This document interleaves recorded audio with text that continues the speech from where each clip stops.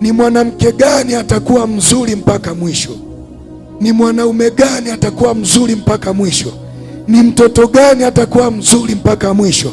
Ni nyumba gani itakuwa nzuri mpaka mwisho? Ni pesa gani itakuwa nzuri mpaka mwisho? Ni ujana gani utakuwa mzuri mpaka mwisho? Ni maisha gani yatakuwa mazuri mpaka mwisho?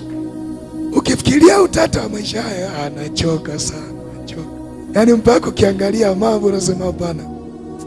Sisi ambao tuko nyuma kweli, mambo mengi sisi tu nyuma tunakuwa natiwa utata sana.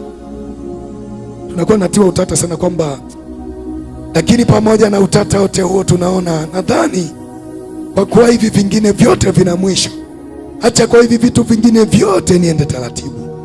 Lakini huku kwa Bwana jina langu liandikwe ni kitabu cha uzima.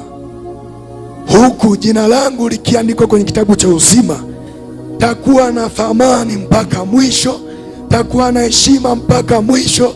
Kufa kwangu hakitakuwa ni kitu cha ajabu. Yaani kufa itakuwa najua nako kwenda, na huku nilikotoka itabaki heshima, ninakokwenda itakuwa ni raha milele na milele. Tutamwabudu kitu mzee. Ukianguka leo inapita miaka 1000. Umeanguka mbele za mzee, unasema wastahili. Namna nilivyotembea duniani, nilikubali vyote vinipite. Tangu nikiwa na miaka 15 nilikubali niwe sielewi mambo mengine.